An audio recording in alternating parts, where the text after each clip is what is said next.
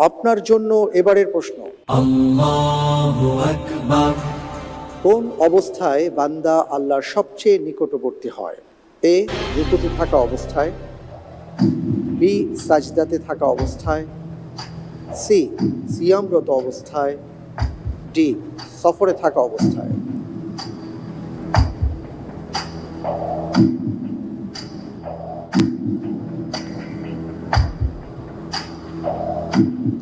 আলহামদুলিল্লাহ, আমি এখান থেকে উত্তর হিসেবে বেছে নিচ্ছি বি, সাজদাতে থাকা অবস্থায়। সাজদাতে থাকা অবস্থায় লক করে দিব। লক করে দেব।